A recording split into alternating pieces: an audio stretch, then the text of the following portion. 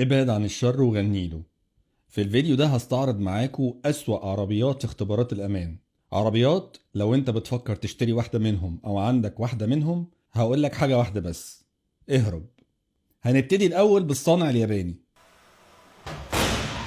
أول عربية معانا تويوتا كامري 2012. تويوتا بشكل عام من العربيات اللي الناس بتثق فيها جدا، والكامري طبعا من ضمن العربيات دي. بس زي ما انت شايف كده في التصادم اللي قدامك، العربية في الجزء الأمامي راحت في داهية مع الاختبار. اي من عربيه اتكسر، وحتى الوسائد الهوائيه من جوه ما قدرتش تحمي الراكب.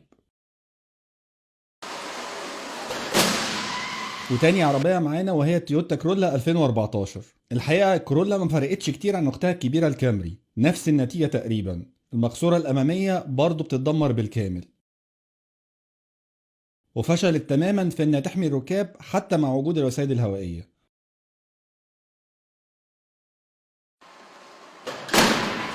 العربيه اللي بعد كده معانا المازدا سي اكس 9 2014.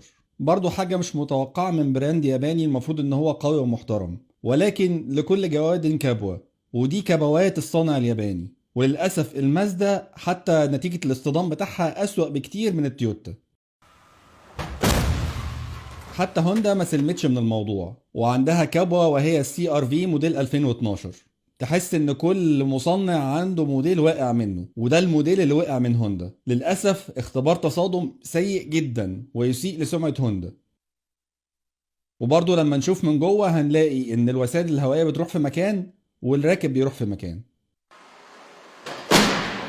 معانا بعد كده نيسان جوك 2014. الحقيقه عربيات نيسان من اكتر العربيات الياباني اللي فيها مشاكل في اختبارات الامان، وده مثال لعربيه من ضمن العربيات اللي انا استعرضتها قبل كده من نيسان، واللي بقوا كتير الحقيقه وفي موديلات مختلفه، والعربيه بتفشل داخليا وخارجيا برضه. هنختتم الصنع الياباني بالاخت الكبيره اللكزس ال اس 250 موديل 2012. نفس النتيجة، مع ان المفترض ان اللكزس اعلى بكتير من الكورولا واعلى بكتير من الكامري، ولكن برضه في نفس الموديل بتاع السنة تقريبا الشركة كانت مقررة ان كل موديلاتها هتبقى مش امان.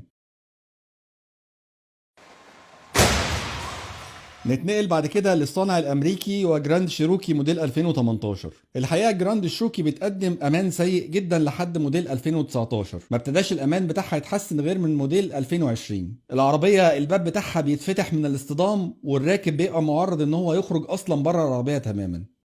وطبعا نتيجه الاختبار فشل تام.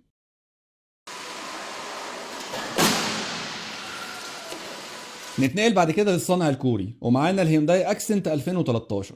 الحقيقه الهيونداي بتقدم امان سيء جدا، بالذات الموديلات اللي موجوده في بلادنا اللي ما فيهاش اصلا ايرباجز. تخيلوا العربيه دي فشلت في الحمايه مع انها موفره ايرباجز جانبي كمان، فتخيلوا بقى العربيات اللي عندنا اللي من غير وسائل امان خالص هتبقى عامله ازاي.